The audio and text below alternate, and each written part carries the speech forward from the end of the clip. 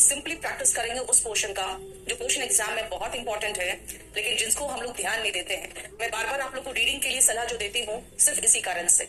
आ जाओ, सबसे पहले सेंटेंस अरेंजमेंट देखो। बेटा मैंने इस बार उठा के सीधा सीडीएस का सेंटेंस अरेंजमेंट लेके आई हूँ। वो है तो सेम चीज, डिफरेंस क्या है मैं बता दूं। सीडीएस S1 और S6 एक साथ दे देता है, और जो SSC है ना वो S1 यानी 1 यहाँ रहेगा और 6 लास्ट में रहता है। ठीक है, चलो बनाने की कोशिश करो इसको जल्दी फटाफट। आंसर बताओ, पक्का? B second. आ जाओ। चंदन वॉज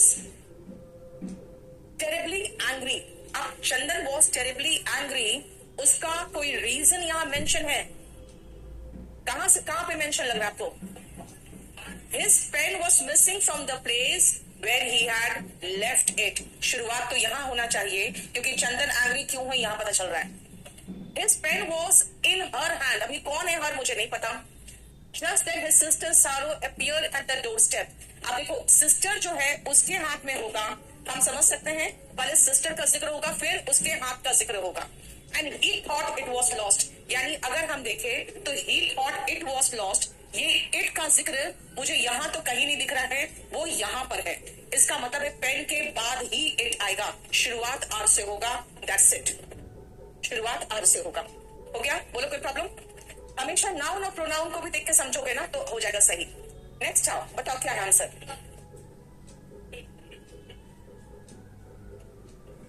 पक्का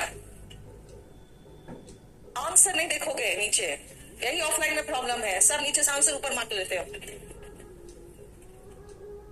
One fine morning, I heard a sound of fire engines with loud alarm bells. Fire engine की आवाज सुनाई पड़ी और लाउड अलार्म बेल सुनाई पड़ा। अब जब फायर इंजन और लाउड जो अलार्म बेल से सुनाई पड़ेगा तो मुझे क्या महसूस होगा? जब भी फायर ब्रिगेड की गाड़ी आती है आपको क्या महसूस होता है? कहीं पर आग लगी है। I thought perhaps a house is on fire. B से मेरी शुरुआत होनी चाहिए, राइट? अब आती हूं मैं बी के बाद क्यू।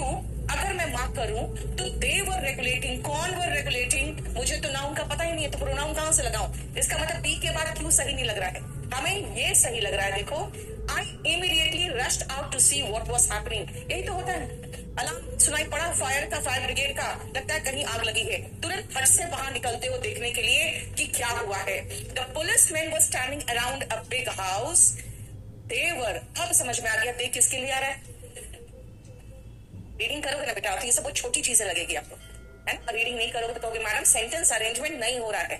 और जब 4 महीने के बाद कोई कहता है मैम सेंटेंस अरेंजमेंट नहीं हो रहा है, बहुत मुश्किल से खुद को कंट्रोल करते हैं, उनका थप्पड़ मारू खींच के। फर्स्ट डे से मैं कहती रहती हूँ रीड करो, रीड करो। अब आ जाओ, देखो ये थोड़ा बड़ा सेंटेंस है, इसको सही तरीके से बनाओ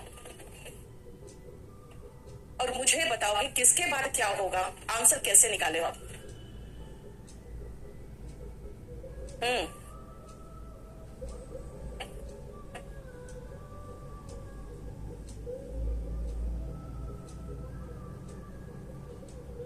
फर्स्ट लाइन में ही मेरा खत्म है मामला। आंसर मेरा आ गया, फर्स्ट लाइन में आंसर आ गया।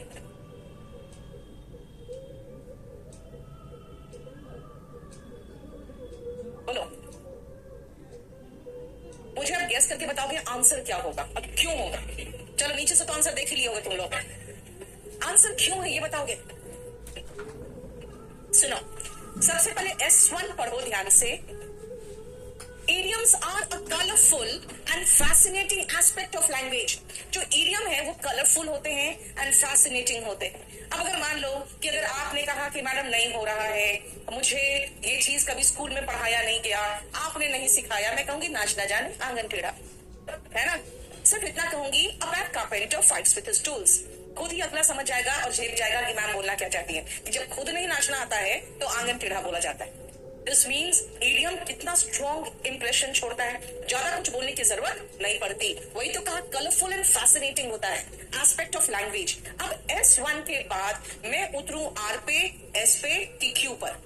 अब R देखो मैं in addition, okay fine, R भी हो सकता है। S पे आती हूं मैं, one of the main problems. भाई प्रॉब्लम्स तो बाद में जिक्र करते हैं, शुरुआत में प्रॉब्लम्स नहीं, पहले अच्छी सारी बातें बता दूं, उसके बाद प्रॉब्लम्स में जाऊंगी मैं। क्यों? They are commonly used in all types of languages, formal, informal, spoken and written. अब एक बात बताओ, जो इन एडिशन है ना, ये चीजें हम थोड़ा बाद में बताते हैं। जब भी आप कुछ कहते हो ना, apart from this, in addition, वो जब कुछ बोल रही है उसके बाद इसके साथ ही साथ ये भी चीज है। जरा ध्यान से देखो, जब आप इडियम्स की बात कर रहे हो तो सबसे पहले आपको नहीं लगेगा कि ये होना चाहिए दे आर कॉमनली यूज्ड। अब दे कौन है? दे है idioms. In all types of language, informal, formal, spoken and written. पहले तो मुझे क्यों लग रहा है, अब जरा देखो फिट करके। Your language skills will increase rapidly if you can understand idioms and use them confidently and correctly. यानी मुझे कॉन्फिडेंस के साथ करेक्ट इडियम बोलना चाहिए, और अगर मैं कुछ गलत इडियम बोल लूं और आपको देखूंगा, फिर आप सोचोगे ये बोल क्या रही है। आप क्लूलेस हो गए कि भाई मैंने कहा मुझसे सेंटेंस अरेंजमेंट नहीं बन रहा, और ये कुछ और इडियम बोल के समझ में नहीं आ रहा बोलना क्या चाहिए। That means you should use the right idiom and confidently and correctly.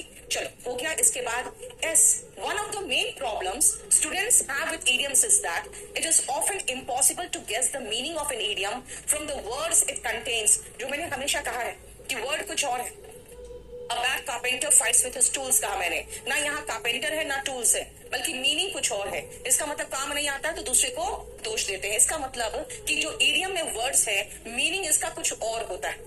अब आते हैं आर में। In addition, idioms also have a stronger meaning than non idiomatic phrases, और इडियम्स के कुछ ज्यादा स्ट्रॉन्ग मीनिंग होते हैं। एनीवे, जहां तक मुझे समझ में आया कि जब आर से शुरुआत करोगे तो आपको सही नहीं लगेगा, क्योंकि आपको इन एडिशन वाले थोड़े बाद में आने चाहिए। और यहाँ पर एक और बात है कि हम यहाँ पे इडियम से नॉन इडियोमैटिक फ्रेजेस में पहुंच गए हैं, जो हम बाद में लगाना चाहेंगे। सबसे पहले अगर हम दे से शुरुआत करें तो इडियम्स क्या है और उसके बाद वो किस में यूज होता है, ये दोनों सीधा सीधा फिट होगा। तो शुरुआत क्यू से होना चाहिए, जहां तक मुझे लग रहा है। आंसर क्या दिया है? ठीक है ना। और एस से तो शुरुआत होगा नहीं, क्योंकि हम शुरुआत में प्रॉब्लम्स में नहीं उतर जाते तुरंत तुरंत।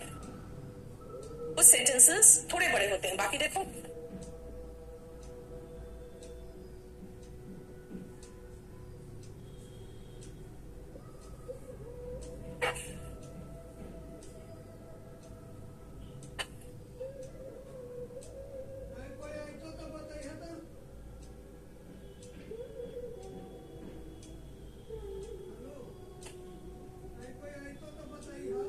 एक छोटा सा इसमें ट्रिक है, वो देख लोगे तो पहचान जाओगे।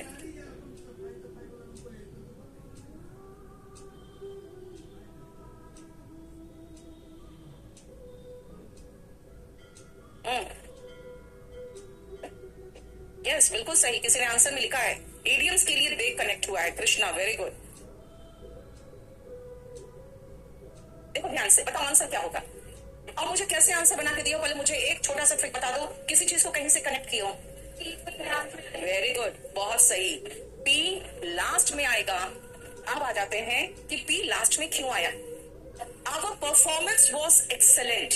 मेरा परफॉर्मेंस एक्सेलेंट था, तो इससे आर से तो जुड़ेगा नहीं, यानी आर से तो बिल्कुल नहीं जुड़ सकता, क्योंकि आर में कह रहा है each one had concluded that we are going to lose. एक तरफ हारने की बात है, तो इसके बाद अगर तुम ये जोड़ना चाहते हो ना, तो होता बट, कुछ उल्टा करके, है ना।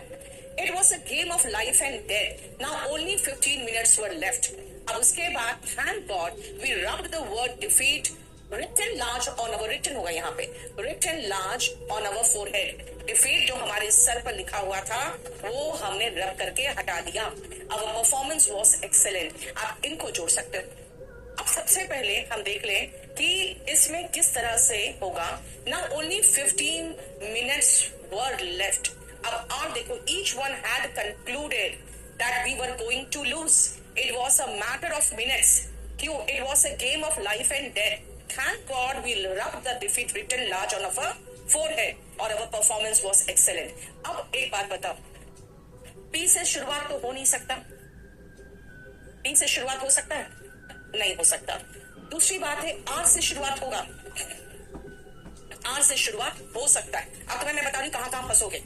P से शुरुआत इसलिए नहीं करोगे क्योंकि जब आप कहोगे game of life and death है, हम सबको लग रहा था हम हार जाएंगे, कुछ मिनट की बात थी, तो इन सबके बीच में पी नहीं आएगा। इसीलिए अगर आर से शुरू कर भी दोगे तो पी बीच में घुसेगा नहीं।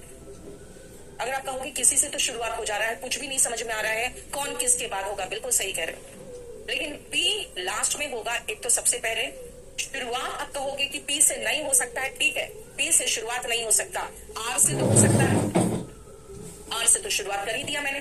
पी से शुरुआत हो नहीं सकता है क्योंकि पी में हमने कहा है डिफीट, और S6 में वही चीज कहा कि अपने सर से डिफीट वर्ड को रब करके हमने अपना परफॉर्मेंस एक्सेलेंट कर दिया।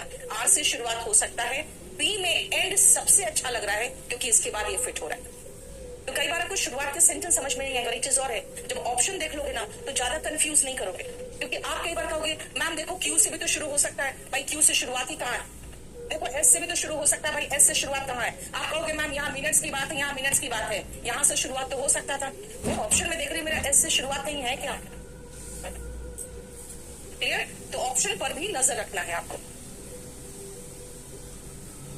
नेक्स्ट,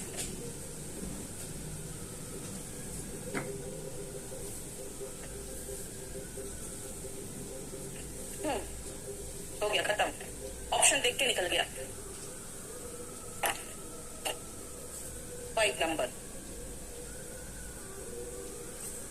बस ठीक है, हो गया। आंसर बताओ क्यों। Yes, very good. The Republic day in India falls on 26 January. Okay, PSR. The President of India takes the salute. S. It is celebrated with great pomp and joy. People from far and wide come to witness it. मेरा S और R दोनों मुझे सही लग रहा है, ठीक है। अब आती हूं मैं कि मुझे S, देखो सबसे पहले P से तो बिल्कुल नहीं फिट हो रहा है अभी, क्योंकि जब सैल्यूट देगा तब ना सैल्यूट लेगा। चलो अब अगर देखोगे आप तो Republic day of India falls on 26 January. मेरा S बहुत अच्छा लग रहा है। People from far and wide come to witness it चलेगा, लेकिन अगर मैं कहूँ it is celebrated with great pomp and joy, people from far and wide come to witness it, it is organized at the India Gate and the President of India takes the salute, he attends। अब यहाँ पर देखो ध्यान से, P के बाद S6 होगा, P के बाद S6 होगा। अब सुनो ध्यान से बेटा, यहाँ पे हम लोग आके कभी कभी फंसते हैं कि भाई एक बात बताओ, हम S से भी शुरुआत कर सकते हैं और R से भी शुरुआत कर सकते हैं, अब क्या करूंगा, जल्दी बताओ।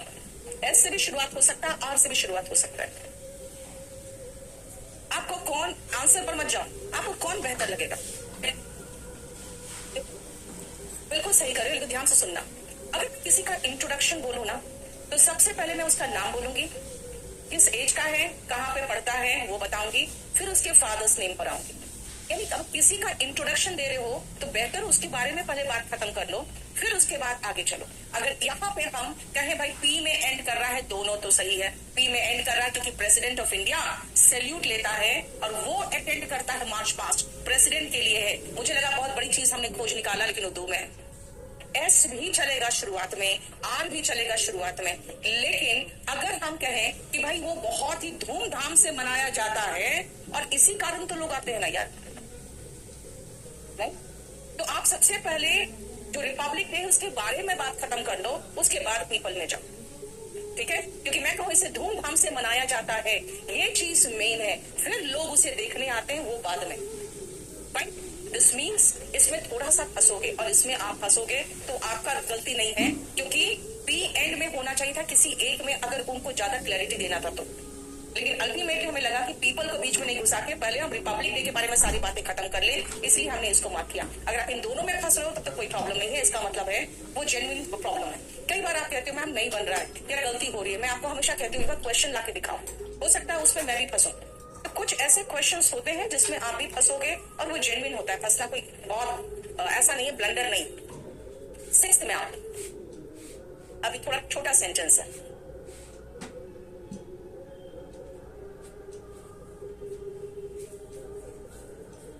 हो गया।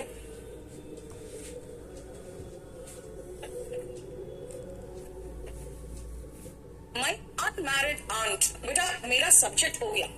अब सब्जेक्ट के बाद मुझे वर्ब चाहिए, और वर्ब मुझे सब में मिल रहा है। My unmarried aunt is creating a lot of problems for us. Who stays with us? देखो इनके बारे में कुछ एडिशनल इंफॉर्मेशन यहाँ दिया गया। Who stays with us is creating a lot of problems for us. Q के बाद P मुझे ये फिट लगता है। My unmarried aunt जो कि हमारे साथ रहती है is creating a lot of problems for us. अब क्यों? And there is a misunderstanding among family members because of her interfering nature in our personal life. हो गया? मिसअंडरस्टैंडिंग क्रिएट है क्यों? बिकॉज ऑफ जो इंटरफेयरिंग नेचर है उसके कारण, यानी कि एस के बाद आर, ये भी तो फिट हो रहा है। जब भी किसी व्यक्ति के बारे में बताते हो और उसके बारे में कुछ एडिशनल इंफॉर्मेशन देना है तो आप उसके बगल में लगाते हो। Mister Prakash, who is our neighbour, बगल में लगाएंगे ना। Is kind hearted and benevolent, मैं ऐसे कहूंगी mister Prakash is kind hearted and benevolent who stays near us.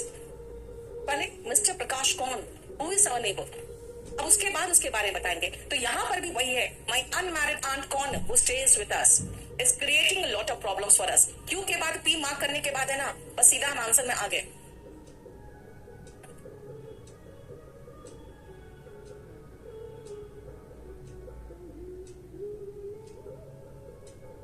हो गया।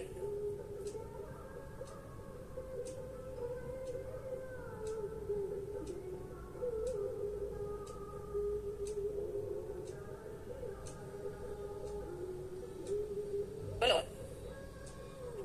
पक्का?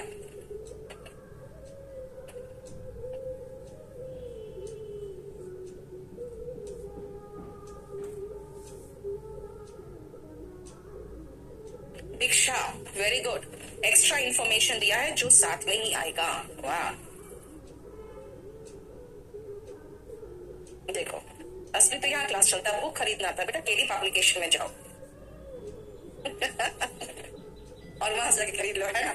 चलो, नो क्रिमिनल प्रोसीडिंग हमारे पास सब्जेक्ट आ गया। अब मुझे वर्ब चाहिए। Criminal proceeding in any court during his term, किसका टर्म नहीं पता, ये तो सेंटेंस बी से शुरुआत नहीं हो सकता। Whatsoever shall be initiated, यहां से बिल्कुल सही चल रहा है कि कोई भी क्रिमिनल प्रोसीडिंग इनिशिएट नहीं किया जाएगा। बेटा आपको पता है ना, ऑर्डर कमांड है ना, तो कमांड के लिए हम थर्ड पर्सन के साथ शैल लगाते हैं, आपको पढ़ाया था टेंस में, तो वही है। No criminal proceeding shall be initiated, कोई क्रिमिनल प्रोसीडिंग शुरू नहीं किया जाएगा, हमें क्यू से शुरुआत लग रहा है। शैल बी इनिशिएटेड और continued against the president, okay, शुरुआत भी नहीं किया जाएगा और कंटिन्यू भी नहीं किया जाएगा, फाइन। प्रेसिडेंट और a governor in any court of law, any court during his term of office, हो गया सही, ये तो निकल गया, क्योंकि गवर्नर हो गया, प्रेसिडेंट हो गया, उसी के लिए तो हिस लगाया है। अब चलो मैं इसको ट्राई करती हूँ। No criminal proceeding whatsoever shall be initiated in any court during his term, अब यहाँ पे खत्म हो गया, क्यों? क्योंकि क्यू के बाद फिर से जब हम पी में आए हैं तो हिज टर्म मतलब किसका टर्म, मुझे नहीं पता चल रहा है।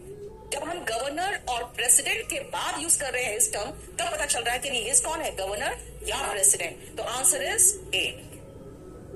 जब भी आप वर्ड अरेंजमेंट करते हो ना, सब्जेक्ट के बाद तुरंत वर्ब खोजो, जिसमें वर्ब है उसी से रिलेटेड। जैसे हमने कहा no criminal proceeding shall be initiated, यानी कोई भी क्रिमिनल प्रोसीडिंग शुरू नहीं किया जा सकता है। और आगे नीचे सरसरी तौर पे आपका नजर जैसे प्रेसिडेंट पर पड़ा, आपको समझ में आ गया कि प्रेसिडेंट के खिलाफ, तो ऐसे भी क्रिमिनल प्रोसीडिंग नहीं चला सकते, है ना। तो जरूर शुरुआत करने की बात हो रही है क्रिमिनल प्रोसीडिंग प्रेसिडेंट के खिलाफ, इसलिए तो एक कमांड की तरह लग रहा है। बोलो समझ में आया? नेक्स्ट अप,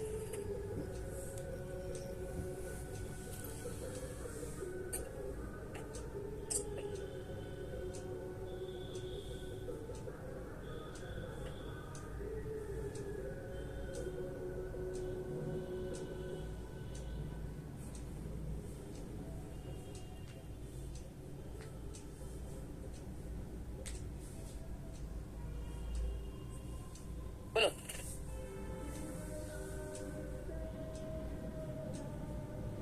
शुरुआत किससे होगा? जैसे हमने डेंटिस्ट पढ़ा सब्जेक्ट, अब हम वर्ब ढूंढना शुरू करेंगे। एक्सट्रैक्टेड मनीष टूथ, उसने मनीष के टूथ को निकाल दिया, आर से शुरुआत कर रहे हैं। Extracted Manish tooth and relieved his pain, बिल्कुल सही लग रहा है। Relieved his pain with a severe toothache, ये कैसे हो सकता है? रिलीव्ड हिज पेन ऑफ होगा, विथ नहीं होगा यहाँ पे, है ना? चलो फिर से इसको देखते हैं। Extracted Manish tooth when he was brought to hospital with a severe toothache. Q और पी एक साथ होना चाहिए। When he was brought to hospital with a severe toothache and relieved him of his pain, relieved his pain, ये चलेगा, both चलेगा।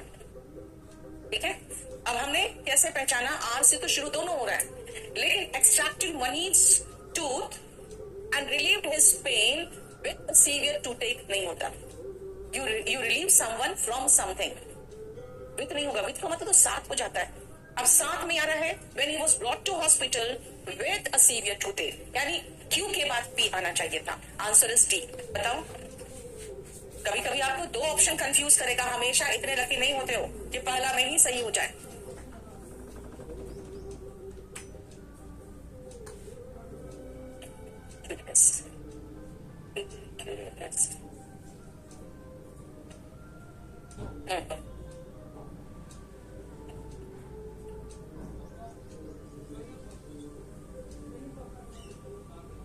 दीक्षा, ये सब वॉल्यूम 2 में नहीं बेटा, ये सब मैंने लेटेस्ट क्वेश्चन पेपर्स उठा के लेके आई हूँ।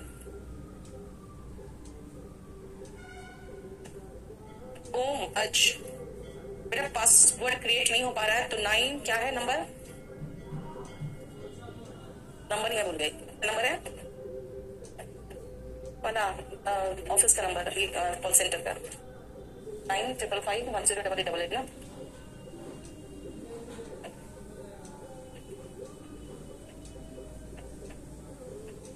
इस पर कॉल कर लेना। बताओ 9th आंसर पता।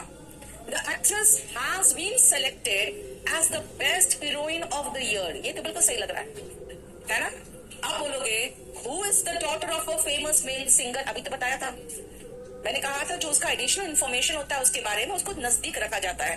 दिस मीन्स PQS तो बिल्कुल सही है। PQS कहाँ है? यहाँ पे, लेकिन R जो है वो इस एक्ट्रेस के बारे में डिस्क्रिप्शन दे रहा है, वो नजदीक होगा।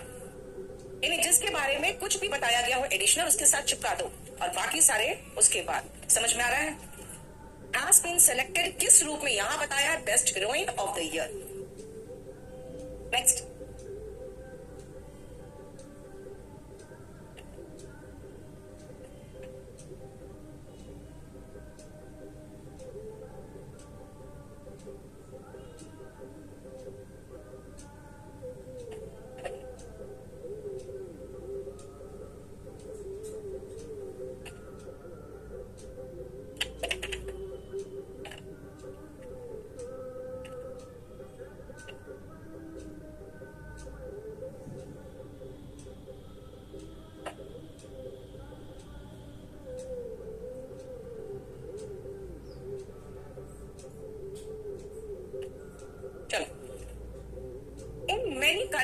इन मेनी कल्चर्स क्या सब्जेक्ट चाहिए ना? कुछ बहुत सारे कल्चर में, अब सेंटेंस की शुरुआत में मुझे कुछ सब्जेक्ट तो चाहिए। बहुत सारे कल्चर्स में पीपल बिलीव हो गया, पीपल बिलीव दैट, ऐसे तो शुरुआत करते हैं। लोग विश्वास करते हैं कि, people believe that blue has the power to make wishes come true and be successful in life. हो गया, ठीक है? इन मेनी कल्चर्स में क्या? पीपल बिलीव क्या? दैट, बस यहीं पर खत्म है मामला। इतना में ही हम समझ गए कि यहाँ पे आर के बाद क्यू आएगा, उसके बाद फिट करके देख लो सही हो रहा है। ठीक है, इसमें आपको जो मिक्स दिया है मैंने, sentence arrangement and word arrangement mix करके दिया है। 10 में से किसका 10 सही हुआ? हाथ ऊपर करो। बाकी लोग कहाँ फंसे हैं? 9 कितना को सही हुआ? ओके, 8 7 6, अच्छा 1 ऐसे तो मत करना यार, बेइज्जती तो मत कराओ।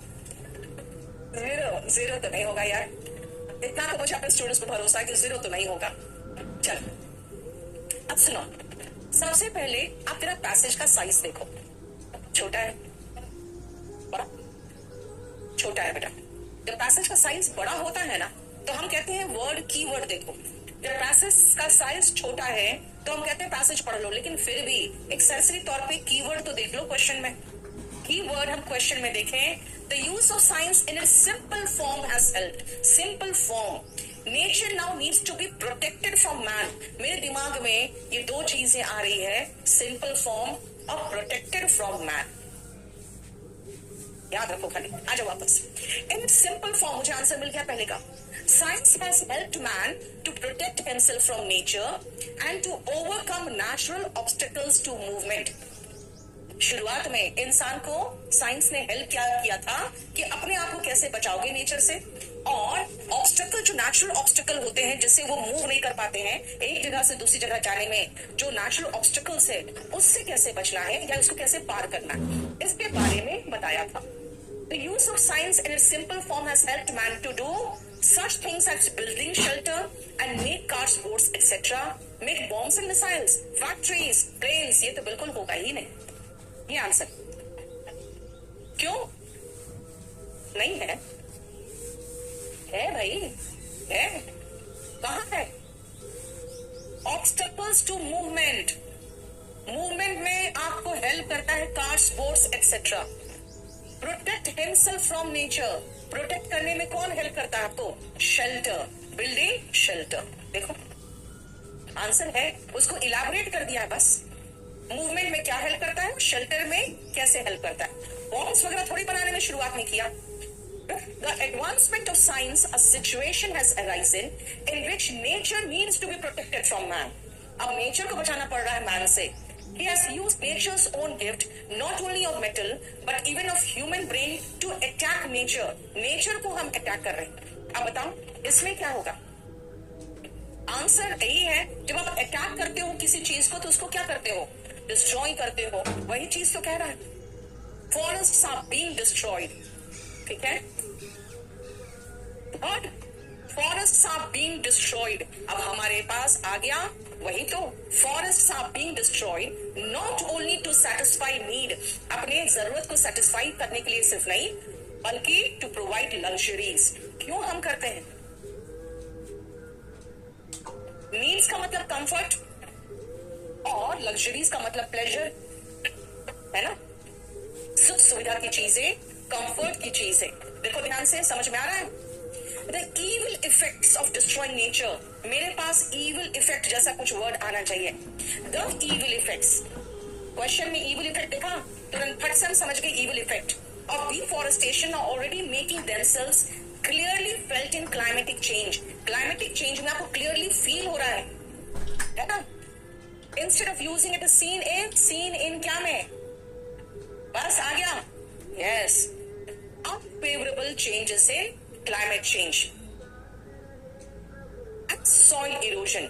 Man has at last begun to learn that he has to protect what he wants। climate changes and soil erosion, बेटा soil erosion word जैसे देखा हम यहाँ आगे, and soil erosion are results of, किस चीज का रिजल्ट है बताओ?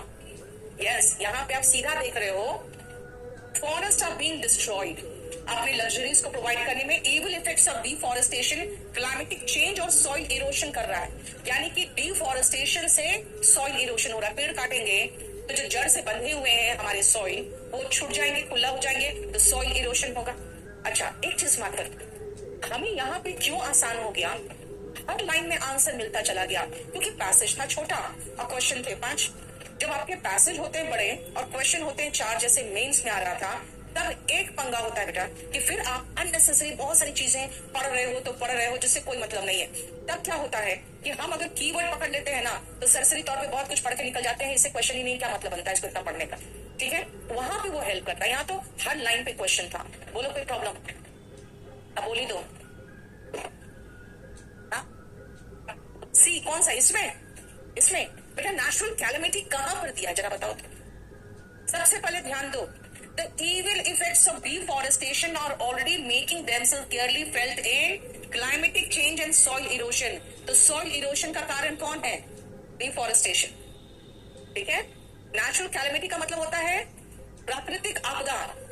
बेटा ये प्राकृतिक आपदा नहीं है जो सॉइल इरोशन हो रहा है। ठीक है, और कोई क्वेश्चन? पैसेज कितने लोगों को पढ़ के समझ में नहीं आए, पहले ये बताओ। रीडिंग कर रहे हो?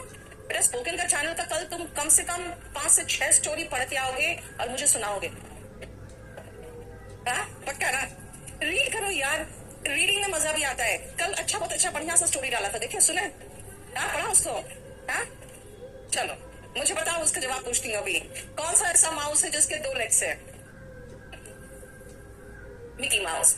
और कौन सा ऐसा डक है जिसके 2 लेग्स है? बहुत बढ़िया सा स्टोरी डाला है मैंने। तो पूरा रीडिंग करा करो। और मैं कोशिश यही करती हूँ यार आप लोग को सिर्फ मजा है। द रीजन इज जितना आसान वहां पे वही तो आसान है यार, कहाँ इसमें बहुत ज्यादा डिफिकल्ट चीज है। ठीक है? हाँ ये जरूर है कि मैं क्लाइमेटिक चेंज के बारे में वहां लिख दूंगी तो तुम लोग कोई नहीं पढ़ोगे, इतना तो है। Why should, चलो पहले तो अपने आप देखो, कीवर्ड उठाओ, क्वेश्चन पढ़ो और फिर पैसेज में जाओ।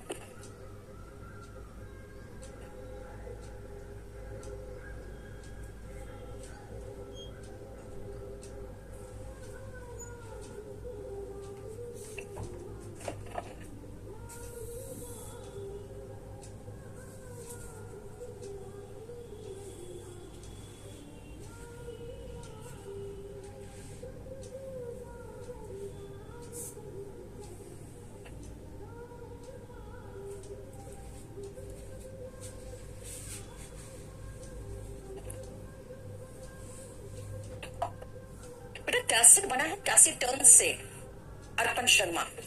टैसिटर्न होते जो चुप रहते हैं, तो टैसिट होता है जो बोला तो नहीं गया लेकिन समझ लिया गया। अच्छा, why should those who overeat refrain from doing so? Overeating is one of the most wonderful practices among those who think they can afford it. अगर हम इसे अफोर्ड कर सकते हैं तो रात में भी स्विगी और जोमेटो से खाना मंगा के ओवर ईट करते रहते हैं, है ना? ये मेरे लिए। In fact, authorities say that nearly all who can get as much as they desire overeat to their disadvantage. जो लोग जितना अफोर्ड कर सकते हैं अगर वो उतना मंगा रहे हैं खा रहे हैं तो अपने डिसएडवांटेज पे वो खा रहे हैं। क्या डिसएडवांटेज है? This class of people could save a great more food than they can save by missing 1 meal per week and at the same time they could improve their health. इसीलिए कह रहा है कि क्यों ओवर ईटिंग से बचना चाहिए, अपना हेल्थ हमारा सही होगा, है ना? और खाना भी हम पर वीक अगर 1 मील भी छोड़ ले तो काफी खाना बचा सकते हैं। बताओ तो what should those who overeat refrain from doing so? Because overeating leads to loss of wealth. Overeating is bad for health. Overeating conserves food. ये तो खराब कंजर्व नहीं करता है, ये तो और खत्म करता है। Because overeating is immoral and unhealthy. Unhealthy तो ठीक है, immoral भी है, ठीक है, लेकिन नैतिकता से रिलेटेड बात होने लगी है। आंसर क्या दिया हुआ है? भी दिया होगा। सीधा सीधा आंसर जो है वो खत्म करो ना, ठीक है? अब यही तक आ गया हम लोग का। Over eating is more prevalent among the rich, जो इसको अफोर्ड कर सकते हैं, राइट? वो ओवर ईट करते हैं।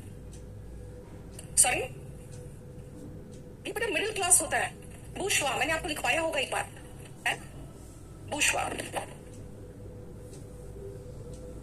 लास्ट ऑप्शन का मीनिंग है middle class. The writer is asking the readers को क्या बोल रहा है? A heavy meal at night, the so-called dinner, is a fashion with many and often is taken shortly before retiring. Retiring का मतलब होता है बेटा आराम करना, है? हम लोग डिनर कब करते हैं? रिटायरिंग के पहले। मेरा क्लास 10 बजे खत्म होता है, उसके बाद मैं जाती हूँ और भर पेट खाती हूँ।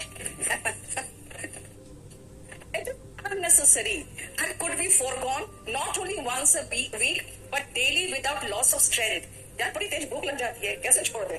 कह रहा बोल रहा है अननेसेसरी है। एक दिन नहीं, या पूरे सप्ताह छोड़ सकते हो without loss of strength. The writer is asking the reader to skip the heavy dinner and take light evening meal. नहीं, to stop eating anything at night, to take food only during the day, to eat food before the sunset. ये सब तो कुछ नहीं बोल रहा है, ऐसा कुछ कह रहा है क्या? देख लेते हैं, वही तो है। हैवी मील कहाँ बोला है यार?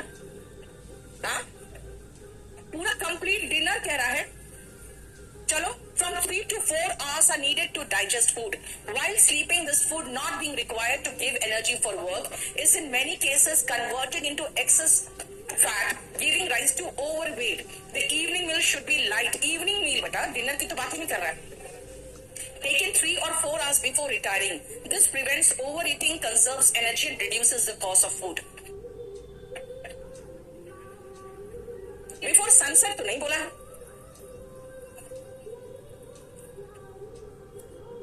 आंसर क्या दिया है? नहीं, आंसर दिया क्या है? ए दिया है।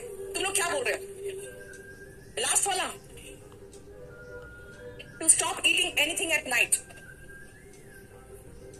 Take light evening meal. Okay, evening कहा है, light evening. Okay, fine, ये चलेगा। नहीं नहीं, बी आंसर सही था, लेकिन आगे जब पहुंचे हैं ना, the evening meal should be light. ये यहाँ पर पहुंचे तब लगा कि वो है।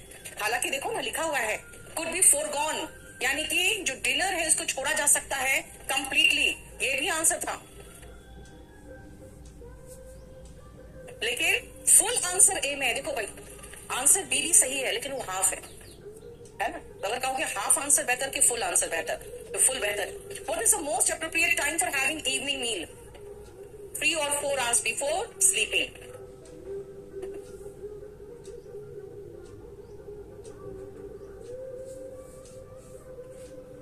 बताओ, अकॉर्डिंग टू द पैसेज कितनी बार? आंसर बताओ, आंसर कहां ये भी बताओगे ना यार।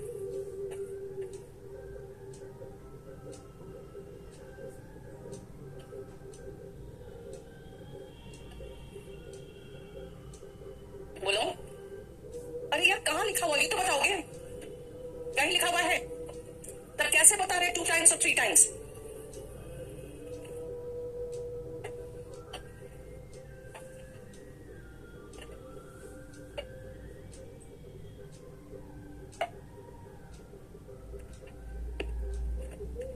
देखो, एक चीज यहां पर है, they can save by missing 1 meal per week. अब 1 meal per week की बात कर रहा है, तो एक बात मुझे बताओ, 1 meal per day मिस करने की बात करता ना, तो मैं 2 times कह देती कि हाँ, इसके अकॉर्डिंग 2 times a day खाना सही है। लेकिन यहाँ पर कहीं नहीं बता रहा है कि how many times a day हमें खाना चाहिए। कहीं स्पेसिफाइड है क्या? नहीं। आंसर क्या दिया है? नहीं दिया है ना। According to the passage people over eat because, yes, because they can afford. ऐसा नहीं कि भूख लगी रहती है, बस कुछ खाना है। क्या रात में खाने का सिस्टम जो है ना, वो चालू करवाया था मैगी ने। नहीं, हाँ, रात में भूख लगे तो मैगी खा लो, उसके बाद पता चला कि यार उसके बाद तो सब कुछ खा लो फिर रात में। कौन सा आंसर? किस पर प्रॉब्लम हो रहा है? लास्ट सेकंड लाइन में इसमें the evening meal should be light taken 3 or 4 hours before retiring, ये बोल रहे हैं। मेरा तो सुबह का नाश्ता भी हो गया, दोपहर में भी हो गया, और शाम का इवनिंग मील भी हो गया, तब तो आपको 3 times a day कह रहा है। लेकिन कहीं भी ये स्पेसिफाई किया कि आपको कितनी बार खाना चाहिए? वो आपको ये सलाह दे रहा है कि सप्ताह में 1 मील भी स्किप कर दो ना, तो आप काफी भोजन बचा सकते हो, ये कह रहा है। बस कितनी बार खाना चाहिए कहीं पर नहीं दिया है।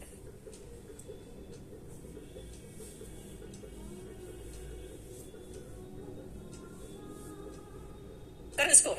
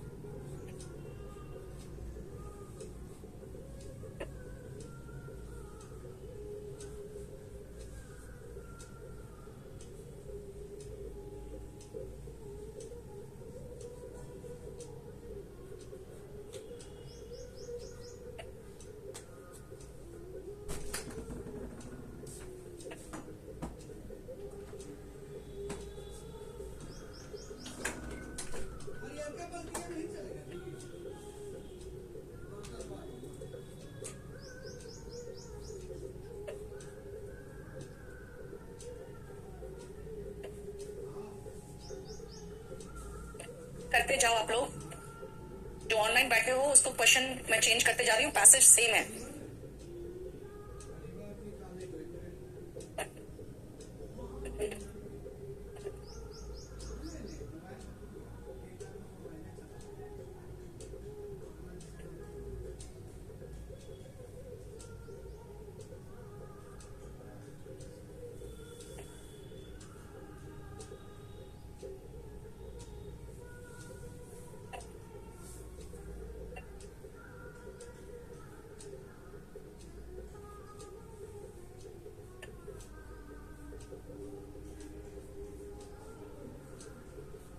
देख लिया?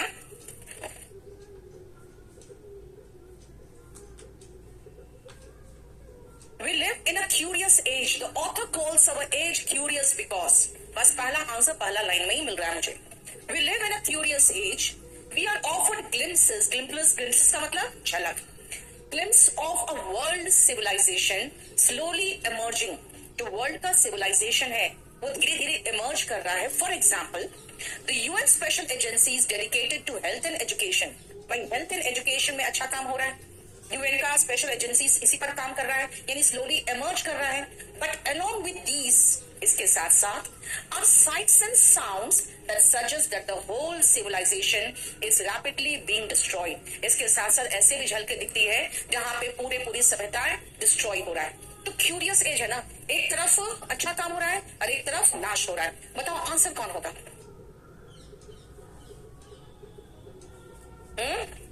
यस, कंस्ट्रक्टिव काम भी हो रहा है, डिस्ट्रक्टिव एक्टिविटीज भी हो रहा है। हेल्थ एंड एजुकेशन में इतना बढ़िया काम हो रहा है, यूएन के द्वारा स्पेशल एजेंसीज काम कर रहे हैं, और दूसरी तरफ सारा का सारा डिस्ट्रक्शन भी इसी काल पे तो चल रहा है। इसीलिए इसको क्यूरियस एज बोला गया है। It is deplorable to witness mob attack on embassies. कुछ मॉब अटैक ऑन एम्बेसीज की बात कर रहा है, following a clash of policies of two official policy makers because, अब आगे देखो, टू ऑफिशियल पॉलिसी क्लैश। बस हम समझ गए, आंसर मेरा आ गया। कैसे समझ गए? Clash of policies, official policy, official clash, word मिल गया हमें यहीं पर। Two official policies clash and instantly embassies are attacked by howling mobs of students. जरा सा दो कंट्री के बीच में कोई पॉलिसी क्लैश हो और वहां के एम्बेसी में फिर चिल्लाते हुए, हाउलिंग का मतलब होता है एकदम चिल्लाते हुए, जो रोते हुए नहीं, चिल्लाते हुए, वैसे चिल्लाता हुआ जो स्टूडेंट्स होता है वो अटैक कर देते हैं। एट वंस, तुरंत ही, define law, custom and usage, सब चीज को ताक पे रख के, चाहे लॉ हो, कस्टम हो, यूसेज हो, कुछ भी हो, and that this may not be merely so many hot headed lads, lad मतलब लड़के, escaping all control and may itself be a part of the policy of the political parties। भाई ये खुद ही part of the political parties की policy के part है, यानी उनको खुला छोड़ दिया जाता है कि जाओ तुम लोग जाके अटैक कर दो। That is mob antics. बेटा मॉब एंटिक का मतलब होता है एक युक्ति मॉब का, यानी वहां पर हम अटैक करा दे मॉब से, किसी को सजा नहीं होगी। मॉब जब अटैक करता है ना तो कोई पर्टिकुलर पर्सन उसकी जिम्मेदार भी नहीं होता, इसे कहते हैं मॉब एंटिक, मतलब मॉब का जो युक्ति होता है वो। As additional propaganda to deceive world opinion makes the situation even worse। इससे क्या होता है, सिचुएशन और खराब हो जाता है कि मॉब एंटिक्स हम इस्तेमाल करते additional propaganda to deceive world opinion. भाई वर्ल्ड का ओपिनियन जो है हम क्या करें, हमारे देश के लोग इसके खिलाफ है, उन्होंने अटैक कर दिया, हम क्या करें? तो ये बहुत गलत बात है। अब बताओ कौन सा होगा? It is deplorable. डेप्लोरेबल का मतलब क्या होता है? निंदनीय। तो डेप्लोरेबल आपको लिखवाया हुआ है मैंने, क्रिटिसाइज, डेप्लोर, कंडेम, लुक डाउन, ये सब का मतलब होता है निंदा करना, बिलिटिल, अबेज, डिग्रेड, ये सब सिनोनिम लिखवाया है, नीचा करना, निंदा करना। टू विटनेस, विटनेस मतलब देखना, mob attack on embassies following a clash of policies of two official policy makers because student should not take part in politics but should concentrate on studies. ऐसा तो कहीं नहीं दिया है। They may result in the loss of lives of young and promising students। ऐसा तो कहीं नहीं दिया, यहाँ तक तो नहीं दिया फिलहाल। They are overlooked by the policy planners themselves। They are indicative of the complete failure of the government in controlling the rebellious students। बेटा ये भी नहीं है, क्योंकि गवर्नमेंट खुद ही इसका इस्तेमाल कर रही है। यहाँ पे साफ साफ दिया जा रहा है मॉब एंटिक्स, यानी कि मॉब का हेल्प लेना। ठीक है, फिर से आगे भी देख लो, आपको समझ में आ जाएगा। Parties have always been dishonest But now it seems as if power mania is ready to destroy those civilities that make international relations possible. एक सिविल सोसाइटी की जो सभ्यताएं होती है उससे इंटरनेशनल रिलेशन पॉसिबल होता है, कंट्रोल रखना, सिविल तरीके से बिहेव करना। लेकिन ऐसा लग रहा है कि इन लोग वो भी खत्म करने को तैयार है, और जो चीज इंटरनेशनल रिलेशन को संभव बना रहा है, there is something even worse, इससे भी खराब और चीज है। What inspires these students to burn cars and books is not their political enthusiasm. ऐसा नहीं कि पॉलिटिक्स में बहुत ज्यादा इंटरेस्ट लेते हैं, enthusiasm का मतलब उत्साह, but a frenzied delight in destruction. बस मजा आ रहा है सब कुछ डिस्ट्रॉय करने में। इसको आग लगा दो, वो बाइक को आग लगा दो, वो कार को आग लगा दो, है ना? वो मेनिया, मेनिया मतलब समझते हो ना, सनक, वैसा फीलिंग आता है। वो frenzied delight का मतलब ये होता है मेनिया।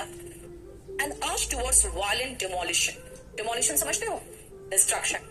है ना? कोई भी बिल्डिंग डिमोलिश होता है यानी वो डिस्ट्रॉय हो रहा है। One aspect of the mob indulging in, indulge का मतलब होता है लिप्त होना, किसी चीज में शामिल होना। In violence and arson, arson का मतलब आगजनी। अब मुझे बताना, is that they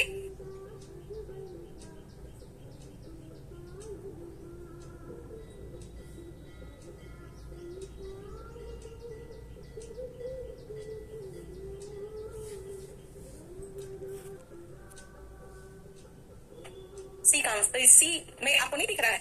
mad delight, वही तो है फ्रेंजीड डिलाइट। फ्रेंजीड का मतलब ही तो मैड होता है, यही तो मैंने कहा मेनिया, मेनिया मतलब सनक, यही तो मैड डिलाइट होता है। उनको फील होता है या मजा आ रहा है डिस्ट्रॉय करने में। उनका कोई पॉलिटिकल एजेंडा नहीं होता है, बल्कि उनको मजा आता है। इन द पैसेज डिमोलिशन, बेटा डिमोलिशन का ऐसे भी मतलब है डिस्ट्रक्शन। बिल्डिंग डिमोलिश होता है तो डिस्ट्रॉय ही तो होता है। समझ में आया? ये कभी कभी आपको पैसेज में कुछ ऐसे वर्ड्स भी मिलेंगे जो आपने पढ़ रखे हैं। थर्ड में डी कहा बेटा? Students to burn cars and books is not their political enthusiasm. बेटा उनको कोई मतलब नहीं है पॉलिटिकल आइडियोलॉजी से, कोई भी पॉलिटिकल आइडियोलॉजी से मतलब ही नहीं है।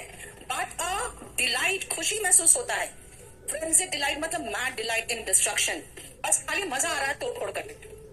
ठीक है, तभी तो योगी जी निकले अपना बुलडोजर लेके, बोले आप तोड़ लो तुम, है नहीं?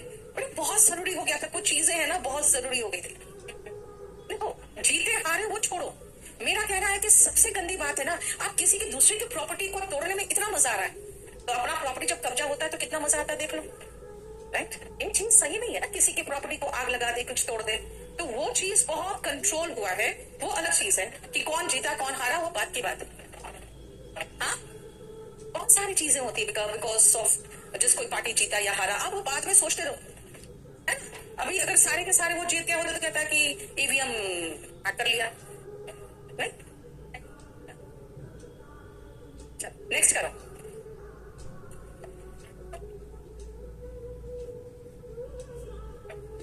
क्या बोल रहे हो? जैसे मेरा एक बात बताओ, अयोध्या का रिजल्ट के बाद ये सब चीजें उभर के आ रही है। इसके पहले मीडिया कहाँ थी? बताया था मीडिया ने? कोई भी मेन स्ट्रीम मीडिया ने अयोध्या में क्या हुआ कॉमन लोगों के साथ कुछ नहीं बताया।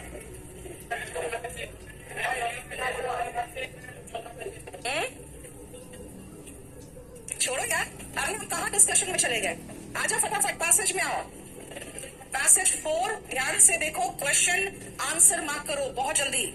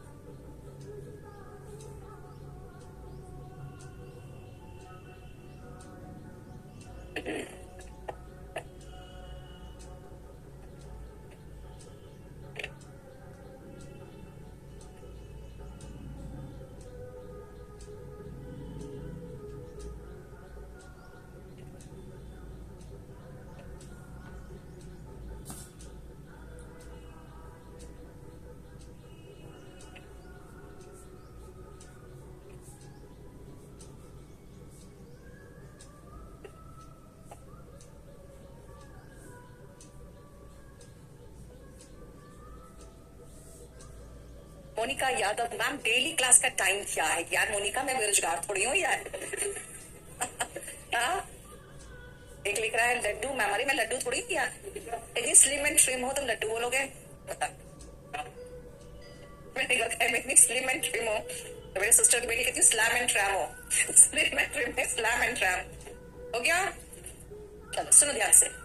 अब इस तरह के क्वेश्चंस में मैं हमेशा एक चीज समझाऊंगी बेटा, आप सेंसरी तौर पे हमारे पैसेज को देखा करो, और अगर आपको लगे कि स्टोरी जैसा है तो फटाफट रीड कर लो। एक तो छोटा है, देखो तरीका कोई भी क्वेश्चन करने का, पैसेज छोटा है और एक स्टोरी जैसा है, फटाफट रीड कर लो। 5 क्वेश्चन है, आराम से हो जाना चाहिए फिर 5 क्वेश्चन, और वो भी इतना छोटा सा पैराग्राफ, और वो भी एक स्टोरी जैसा। आ जाओ मिस्टर रोलिंग हिल। अब जब भी आप नाम पढ़ो ना तो कोशिश करना कि नाम पर इतना जोर नहीं, फटाफट मिस्टर हिल आगे निकल जाओ। When a young man was walking through the Lake District, ये क्या हुआ?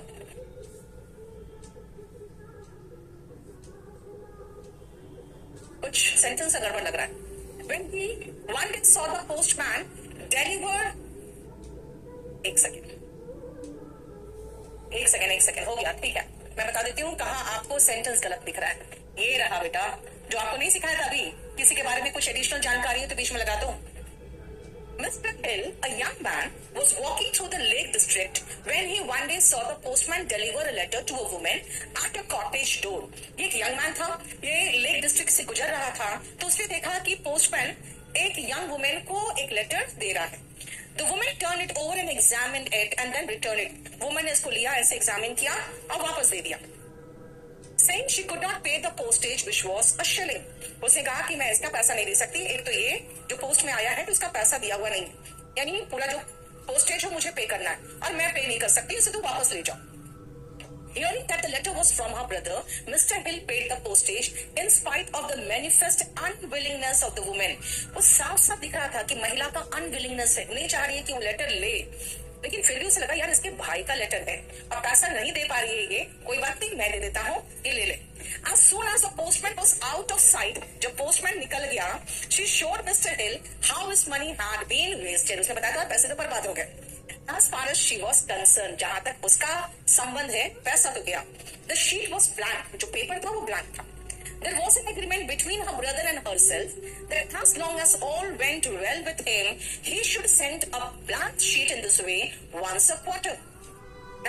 तो यानी एक बार उसको बीच बीच में वो लेटर भेजते रहे और वो ब्लैंक रहेगा, और उससे क्या मतलब होगा?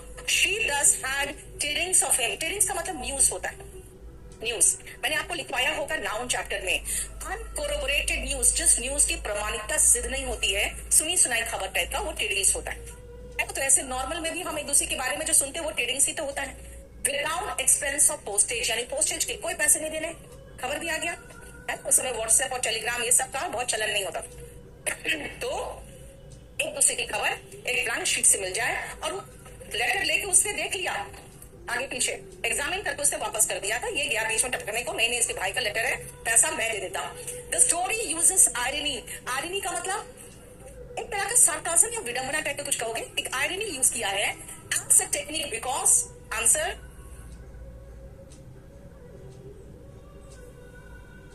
The woman returned her own brother's letter without opening it. The woman broke the agreement of receiving blank letters to convey well-being of her brother.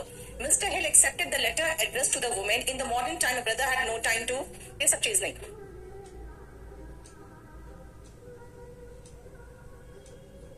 Yes, B ही होगा और कुछ हो भी नहीं सकता। So what is the irony here? That there was an agreement of receiving blank letters to convey well-being of her brother, और ये irony था कि वो agreement break हो गया because somebody paid for that. Otherwise कोई और option नहीं होगा, ठीक है? और कोई आंसर है भी नहीं। The woman returned the letter to the postman because उसे पता था कि अंदर क्या है, कुछ नहीं, ब्लैंक पेपर है जिसमें कुछ भी लिखा हुआ नहीं।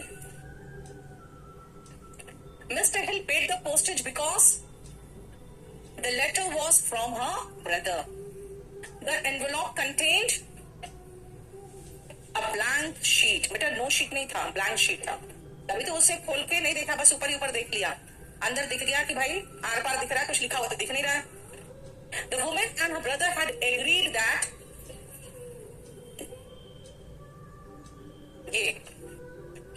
शीट रहेगा, इसका मतलब होगा कि कुछ भी नहीं है, सब कुछ ठीक ठाक है। बोलो, समझ में आया? आ जाओ नेक्स्ट। यानी कि अगर कोई स्टोरी बेस्ड रहे ना, और छोटा स्टोरी है, पढ़ लो फटाफट, ठीक है, जल्दी हो जाता है और इतना क्वेश्चन और आंसर देखने में भी टाइम की जरूरत नहीं होती आपको। नेक्स्ट था बहुत छोटा सा है, अगेन।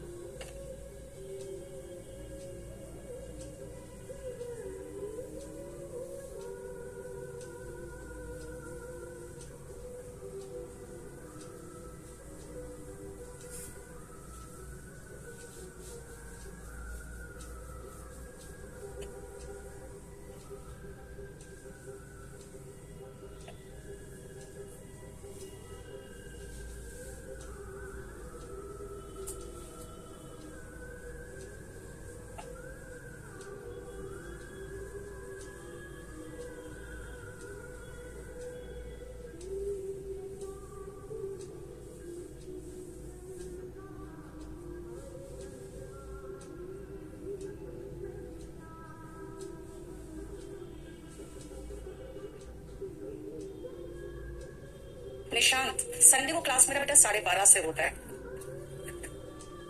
अराउंड 2 आवर्स तो चलता है।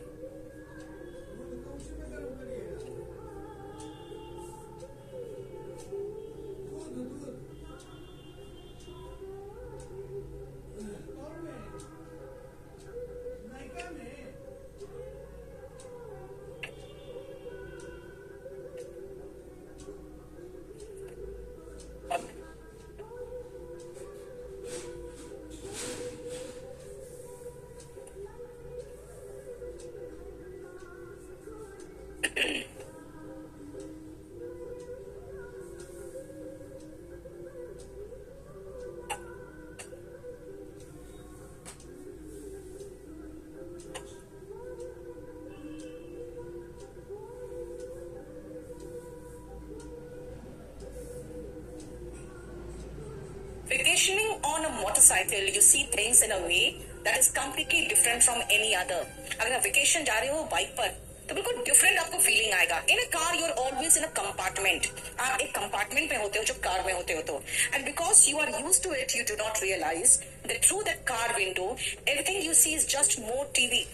बाहर जो आप देख रहे हो ना, आपको हवा का पता चल रहा है, ना वहां की धूप का पता चल रहा है, ना बाहर के टेम्परेचर का पता चल रहा है, सब एक टेलीविजन स्क्रीन की तरह आपको दिखता है।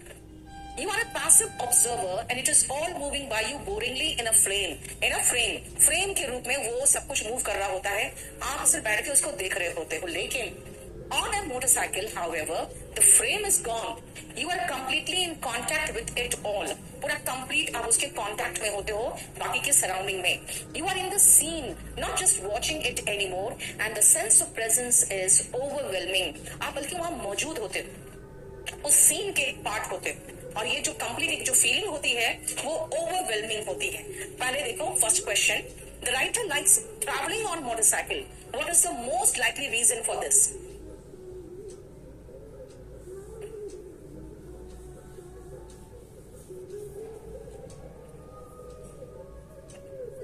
ए की डी? लास्ट ऑप्शन पक्का?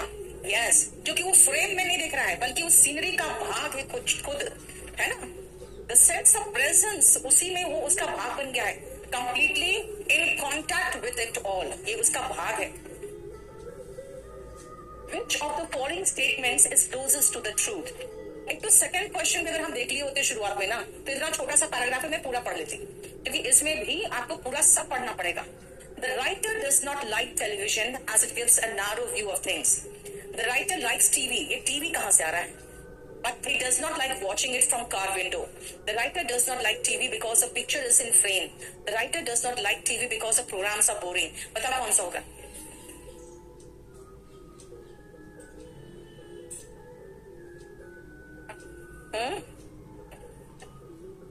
इसका सेकंड होना चाहिए। देखो तो आंसर क्या दिया है, एक सेकंड ना ना नहीं, पहले का तो लास्ट होगा।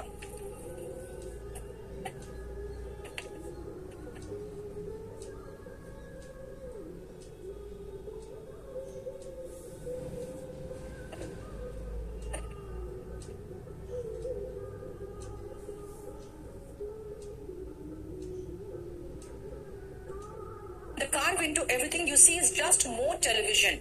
You are a passive observer and it is all moving by you boringly in a frame. बेटा कहीं पर भी उसने नहीं कहा है कि मुझे टेलीविजन पसंद है.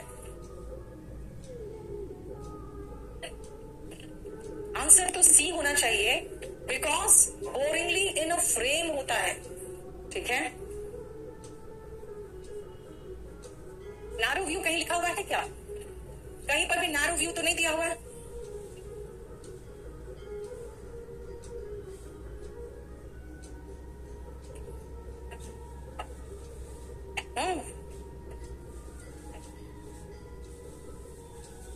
कहीं पर भी कुछ नैरो व्यू दिया कमिटेड फ्रॉम अदर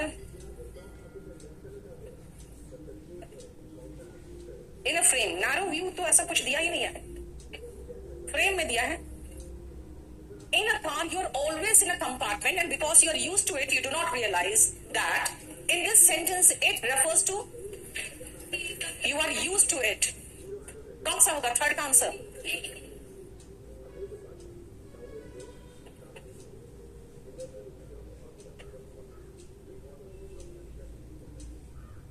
ये होगा. And because you are used to it, you do not realize that through the car window, everything you see is just more television. ये होगा seeing the scenery through window frame. ये होगा you are used to it. यानी आप habitual होते हो car को खिड़की से देख, कार के अंदर से खिड़की से बाहर का नजारा देखने में आप habitual होते हो. In the last sentence, the writer talks of a sense of presence. He is referring to the presence of own self in the scenery. है ना, कार के अंदर से निकल के जब आप बाहर आते हो बाइक में, तो खुद को उसके पार्ट का, उस सीनरी के का पार्ट पाते हो कि हम भी इनमें से एक है. ओवरवेलमिंग का मतलब क्या होता है? Very strong. अगर यू फील ओवरवेल्म्ड, इसका मतलब वेरी स्ट्रॉन्ग इमोशन फील कर रहे हो. अगर आप ओवरवेल्म्ड फील कर रहे हो, हैप्पीनेस में तो बहुत स्ट्रॉन्ग फीलिंग हो रही है, सैडनेस में तो बिल्कुल रोना आ रहा है. Overwhelm is very strong. ठीक है, वेरी स्ट्रॉन्ग होता है ये. यस, थर्ड वाले का क्या बोल रहे हो? Travelling in a car. बेटा सबसे पहले यहां देखो, in a car you are always in a compartment and because you are used to it you do not realise that through the car window everything you see is just more television. आप travelling in a car used to नहीं है. आप वहां पर जो बैठे हो ना, आपको ये फीलिंग नहीं आती है कि बाहर का हम लोग भागे, क्योंकि जो देख रहे हो सब एक टेलीविजन. हालांकि आप यूज्ड टू है, हैबिचुअल है बाहर सीनरी देखने का, आपको ये रियलाइज नहीं होता है, आप सिर्फ टेलीविजन ही तो देख रहे हो, क्योंकि आप किसी और एनवायरमेंट हो, खिड़की के बाहर सब कुछ किसी और एनवायरमेंट में. यही होगा आंसर. एक सेकेंड, आंसर क्या दिया हुआ है? थर्ड का सी दिया हुआ है. हाँ, यूज टू इट का मतलब सोच रहे हो ना तुम, सिटिंग इन अ कार. बेटा एक मुझे बताओ, ट्रैवलिंग इन अ कार तो यूज्ड हो, ठीक है, लेकिन यहाँ पे क्या ट्रैवलिंग की बात कर रहा है? अंदर बैठ के बाहर देखने की बात कर रहा है. हमें अच्छा लगता है बाहर का नजारा देख रहे हैं. आपको शायद नहीं पता, आप जो देख रहे हो तो बेसिकली टेलीविजन ही तो है, क्योंकि आप किसी और एनवायरमेंट में, बाहर का चीज किसी और एनवायरमेंट में, आप उसके बाहर तो है नहीं, है ना. वहां भी शीशा में देखते हो, यहाँ भी शीशा में देख रहे हो, तो इसीलिए यू डोंट रियलाइज, लेकिन आप उससे बाहर हो. अब आओ क्लोज टेस्ट में, चल करो तो.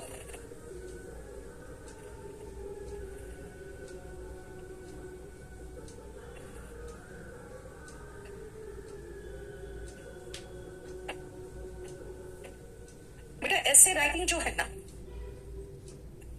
मैं आपको 2022 तक के जितने भी करंट ऐसे थे प्लस जितने नॉर्मल ऐसे होते हैं वो सब मेरे वॉल्यूम 3 में है.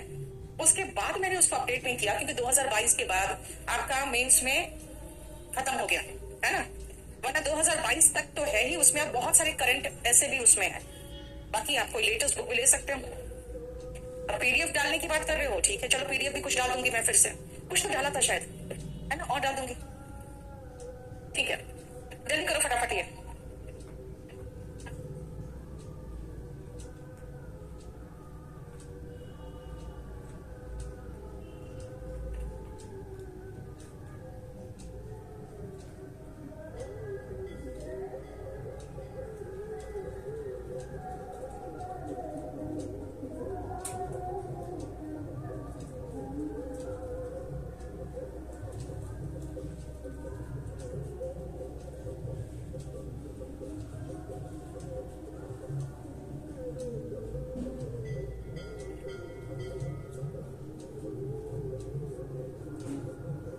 बन गया? जल्दी करो।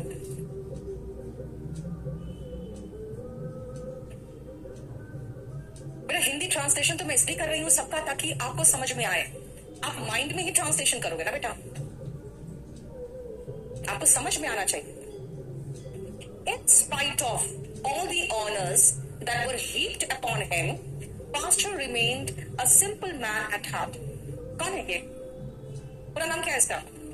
Louis Pasteur. इतना ढेर सारा इसको ऑनर्स दिया गया, लेकिन फिर भी एक हार्ट से ये सिंपल इंसान था। Perhaps the memories of his boyhood days, when he drew the familiar scenes of his birthplace, and the dash to be a great artist never wholly left him. And the dash to be a great artist. Yes, wish करना कुछ है ना, longing यानी कि तीव्र इच्छा। जब वो छोटा था उसको एक फीलिंग आती थी कि तीव्र इच्छा होती थी कि मैं आर्टिस्ट बनूं, और वो कभी उसे नहीं छोड़ा। अब आप सोचो, तो विश हो सकता था, विशिंग नहीं होता। The wish of him to be a great artist. अगर विशिंग में ING नहीं रहता तो चलता। लोभ का मतलब तो नफरत करना होता है, इच का मतलब तो खुजली होता है, इचिंग कहते हैं। और यहाँ पे लॉन्गिंग होगा यानी तीव्र इच्छा, क्योंकि द के बाद मुझे नाउन चाहिए। नाउन विश होता, विशिंग नहीं, है ना। यहाँ पे लॉन्गिंग होगा। He did dash a great artist, but after his 16th year, he abandoned the brush forever.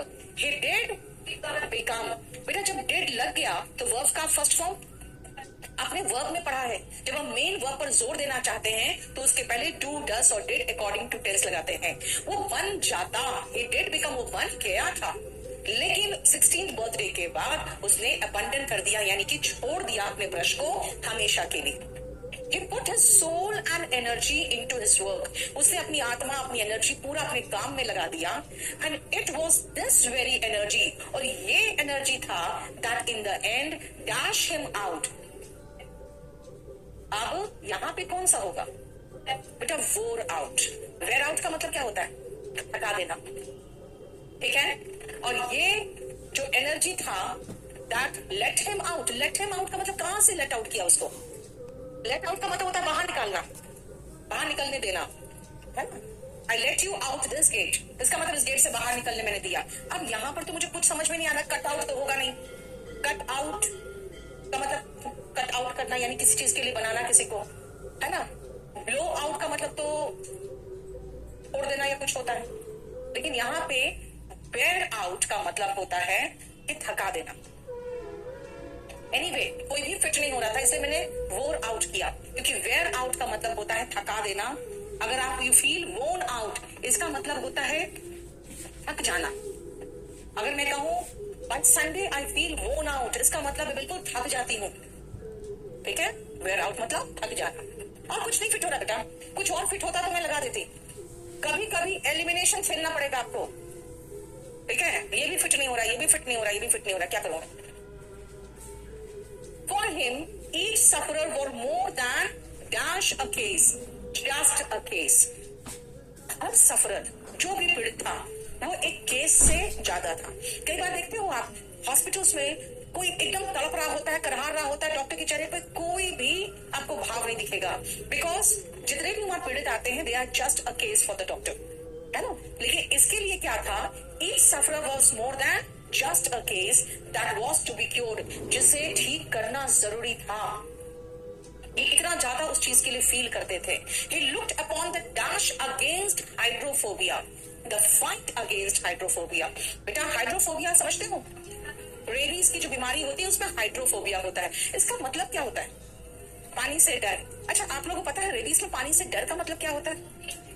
Yes, very good. उसमें पानी से डर नहीं लगने लगता है। जब उस व्यक्ति को पानी वो पिएगा ना, ऐसे तो अंदर डिहाइड्रेट हो रहा है, लेकिन जैसे पानी पिएगा उसका पूरा जो ईसोफेगस वगैरह होता है ना, ये पूरा मसल्स कॉन्ट्रैक्ट कर जाता है पानी के नजदीक आते ही, और वो सारा पानी फिर से मुंह से उगल देगा। वो उसका बॉडी पानी को एक्सेप्ट नहीं करता, यानी बॉडी हाइड्रोफोबिक हो गया, यानी पानी से बॉडी को डर लग रहा है। जैसे पानी आते ही सारा मसल्स कॉन्ट्रैक्ट कर जाता है और पानी बाहर, वो है hydrophobia. Upon the fight against hydrophobia, किसी भी बीमारी से जंग लड़ा जाता है उस समय हाइड्रोफोबिया से लड़ा जा रहा था। एज अ बैटल, देखो फाइट बैटल फीलिंग आ रही है। And he was determined to win at any cost, किसी भी हाल में इसको हराना था और जीतना था। थर्ड वाला बेटा कोई भी फिट नहीं हो रहा है, ठीक है, कोई भी फिट नहीं हो रहा है। हालांकि मैं फ्रैंकली बताऊं, ये जो पूरा पैसेज था ना, लास्ट में यही दिखा रहा है कि वो दिन रात काम करता था, और यही जो स्ट्रगल था ना हाइड्रोफोबिया के कारण, जो वो दिन रात काम कर रहा था, इससे वो बिल्कुल अपने आप को ओवर वर्क करके एग्जॉस्ट कर रहा था। कभी कभी कोई भी पैसेज कहीं से उठा लिया जाता है आधा अधूरा, और फिर वहां का वर्ड देख के बीच में फाइनल कर दिया जाता है, जबकि बाद में पता चलता है कि भाई ये वर्ड से जो मीनिंग निकल रहा है वो है कि ये बंदा इतना काम कर रहा था कि वो ना आउट हो रहा था, ठीक है ना, थक जा रहा था, बिना आराम बिना कुछ रिलैक्स किए वो सिर्फ इसी चीज पर काम कर रहा था, लेकिन आपको कहीं महसूस नहीं हो रहा है। इसीलिए ये वाला जो है पोर्शन, ये इसके साथ फिट भी नहीं हो रहा है। हालांकि मीनिंग सोच के मैंने वेयर आउट किया क्योंकि थक गया, ये कह रही हूं मैं। चलो नेक्स्ट करो।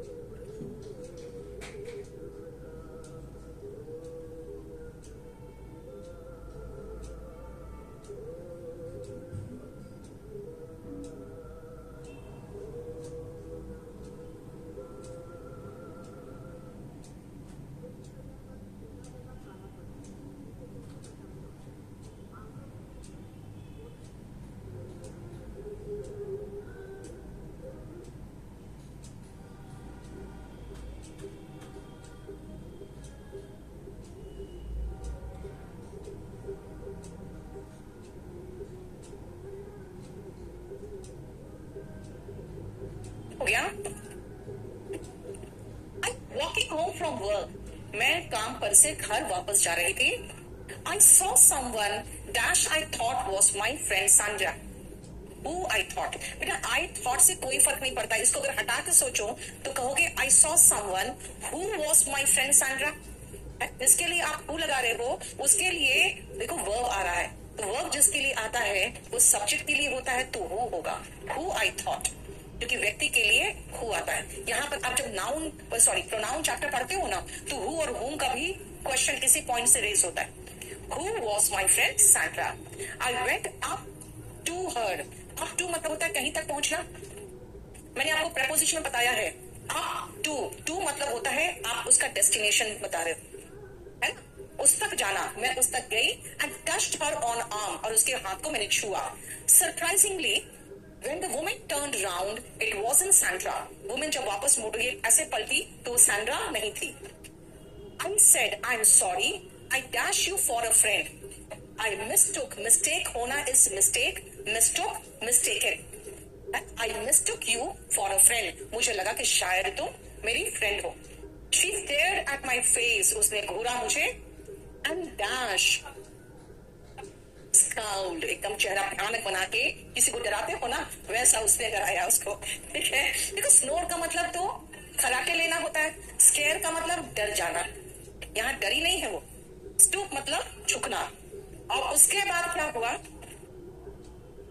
and scowled. To be honest, her face shocked me. बेटा शॉक तभी होगा जब कोई आपका मुंह पे एकदम भयंकर राक्षस की तरह मुंह बना के डरा देगा तब, right. She reminded me of a witch.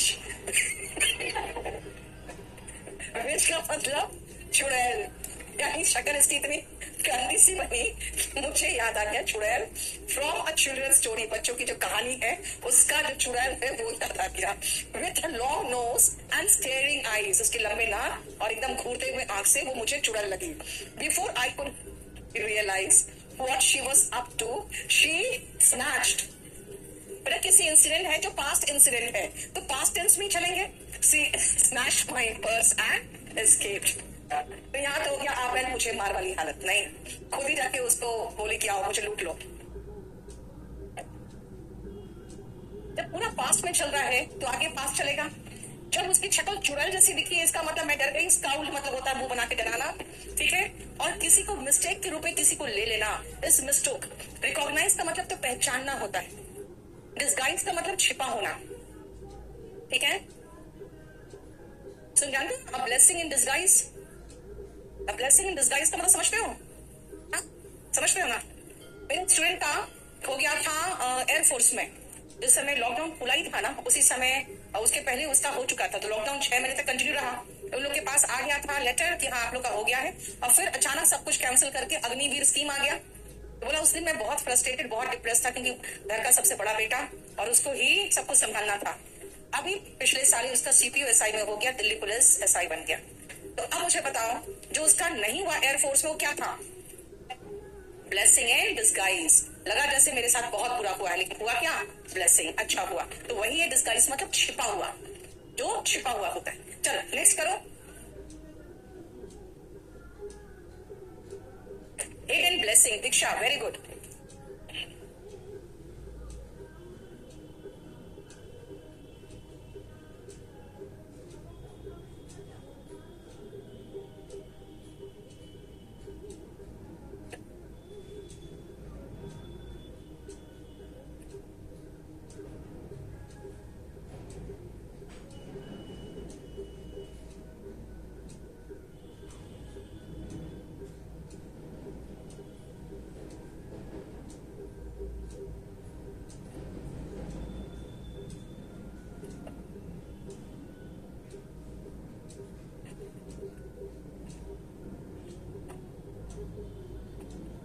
कहते हैं ना पैंपलेट खिलाते हैं तो पैसे कम शीट पटा तो संभाल के रखते हैं, क्लास में कराएंगे Sunday next year next class में।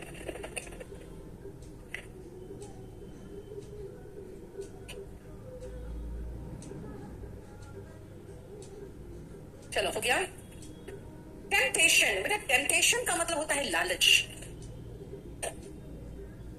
वन काइंड और अनदर ल्यूर एवरीवन, ललचाना। टेम्प्ट का मतलब ही होता है ललचाना, इसलिए ल्यूर का मतलब अब वर्ब के रूप में टेम्प्ट लिख सकते हो। किसी न किसी प्रकार का लालच सबको ललचाता है। The important thing is to prevent them from gaining a foothold in our minds. Important चीज क्या है कि वो अपना पैर ना जमाए। फुट होल्ड मतलब होता है पैर जमाना।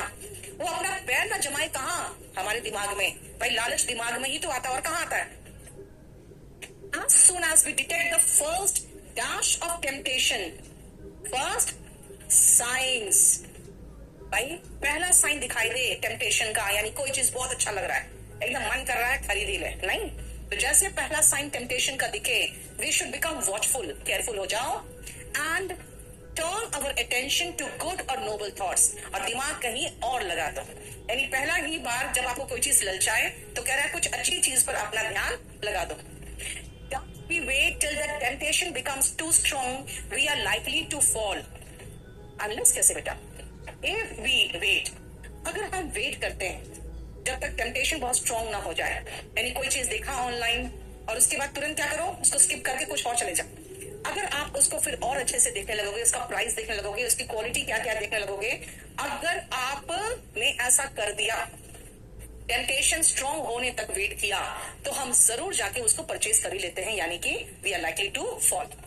Playing with the temptation dash to welcoming it amounts to. अब बेटा प्लेइंग है, यहाँ जेरेंट सिंगुलर नाउन है, तो सिंगुलर वर्ब चाहिए ना। टेम्पटेशन से खेलने का मतलब है वेलकम करना। तो मैंने कहा कि उसके क्या क्या चीजें हैं, उसका दाम कितना है, उसमें उसका रिव्यूज कैसा है। तो अगर जब आप ये काम करते हो ना, you are playing with the temptation, this amounts to welcoming it, यानी इसका मतलब ये अमाउंट्स टू मतलब का मतलब है उसको वेलकम करना। In fact the safest thing is to avoid situations in which we may be tempted. और यही चीज करता है फेसबुक, यही चीज करता है सारे सोशल मीडिया। एक बार मैं कोई भी किसी सूट का ऑनलाइन खोल के मैंने देख लिया, अगले 15 दिन तक वो मुझे फीड में सूट ही दिखाता रहता है। तो इसका मतलब क्या है कि यही तो कह रहा करता है, क्योंकि ये हमारे दिमाग से खेलता है बेटा बहुत अच्छे से। The safest thing is to avoid situations in which we may be tempted. ऐसे सिचुएशन से बचना चाहिए जिसमें हमें लालच आ जाए। If dash all our care, a temptation becomes severe We should not get upset or disappointed if despite यानी in spite of, मेरा despite के साथ off नहीं लगता, याद रखना। अगर पूरे केयर के बावजूद अगर कोई टेम्पटेशन बहुत ज्यादा सीवियर बन जाए तो हमें अपसेट या डिसअपॉइंटेड नहीं होना चाहिए, but turn to a good friend for advice and help. किसी अच्छे फ्रेंड के पास एडवाइस के लिए और हेल्प के लिए जाना चाहिए। मेरे तो सारे लोग ऐसे हैं, सीधा कहते हैं खरीद लो ना, तुम्हें क्या प्रॉब्लम। मेरा सारा दोस्त तो खैर है ही नहीं कोई, है ना। कितने भी रिलेटिव, किसी इसके भी सिस्टर से पूछा, तुम तो खरीद लो, तुम्हें क्या, तुम तो मेरे बच्चे हो ना यार। मैं फ्रेंड की बात कर रही हूँ। कभी कभी सोचती है यार, चाइल्डहुड फ्रेंड के बाद कोई फ्रेंड ही नहीं बना। अरे बेटा किसके नाम कर दूं, तुम्हारे नाम क्यों कर दूं, तेरे पापा जी तो है ही नाम करने को तेरे। तुम अनाथ थोड़ी हो, तुम अनाथ थोड़ी तेरे नाम कर दूं। मेरा बेटा मुझे चप्पल से मारेगा और तू मेरी मारेगा, इसलिए शांत बैठो।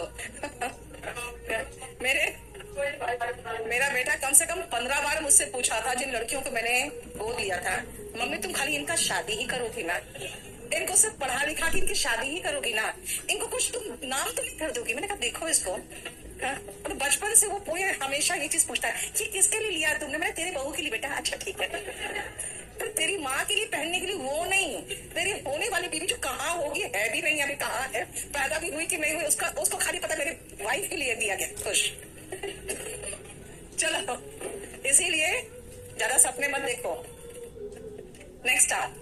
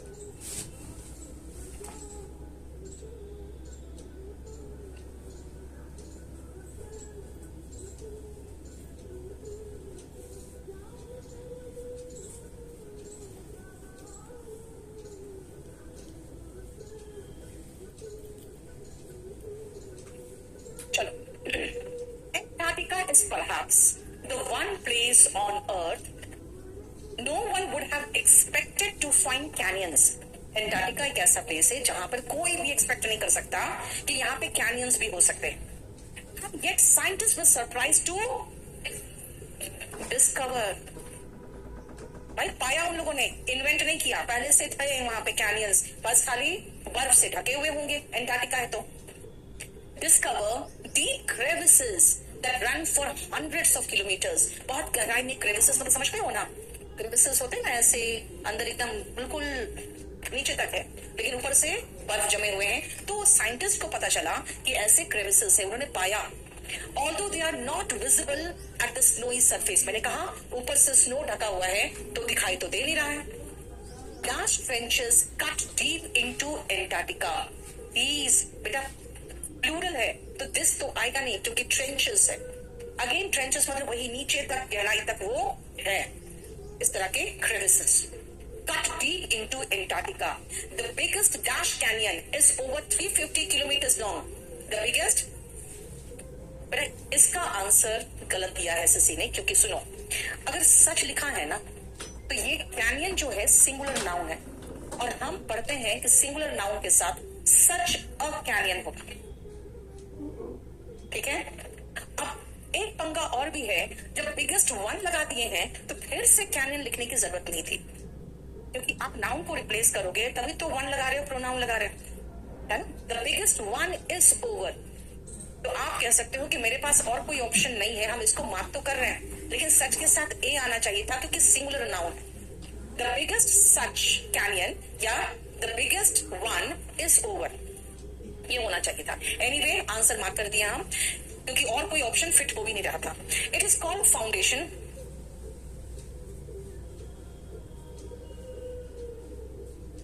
अब एक प्रॉब्लम और भी है,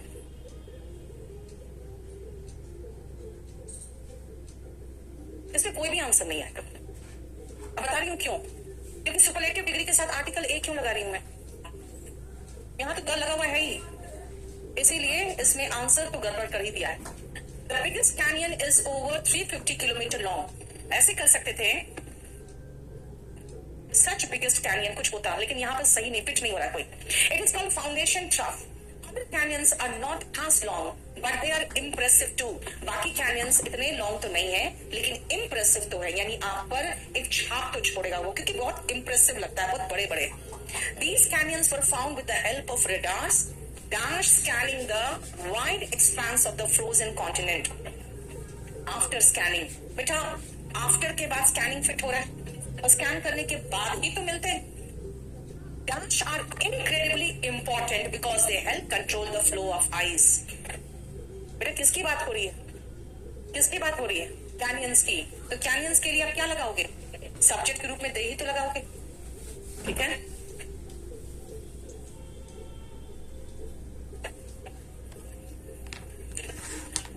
एक और कर लो बस, लास्ट मैं अभी कराई दे रही हूँ साथ में। The endurance, what is the meaning of 5 मैं करवा रही हूँ, 5 करके आओ। The endurance of the crowds lining the coronation route. बेटा कोरोनेशन का मतलब क्या होता है ना, राज्याभिषेक। अब राज्य अभिषेक के लिए जो रूट लिया जा रहा है, वहां के किंग बनाने के प्रोसेस, एक पूरा जुलूस निकलता है।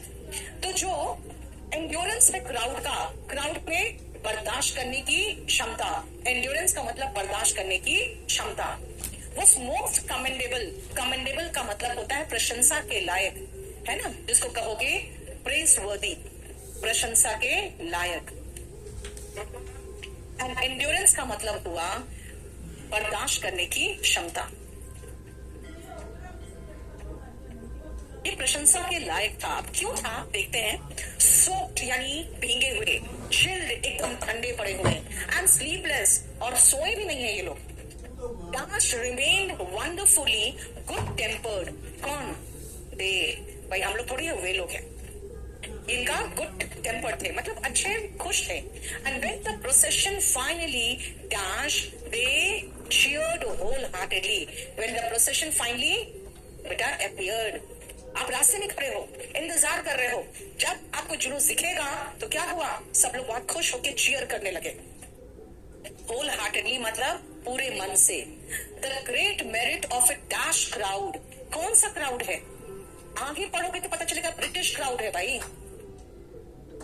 That it remembers remains individuals, यानी कि ये क्राउड के रूप में काम नहीं करते हैं, इसके जो क्राउड के मेंबर्स है ना, हर व्यक्ति इंडिविजुअल की तरह बिहेव करता है। It is dash characteristic of the British culture, it is पता नहीं, that British people can collect in crowds, dash do not turn into mobs, wish do not. It is dash characteristic.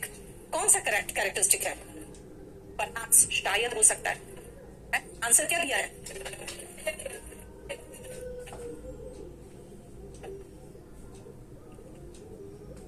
Perhaps ही तो दिया है ना, ये शायद British का characteristic है, क्योंकि और कुछ फिट भी नहीं हो रहा था। शायद ब्रिटिश का कैरेक्टरिस्टिक है कि क्राउड में भी रह के इंडिविजुअली बिहेव करता है। चलो भागो, इतना हड़बड़ी।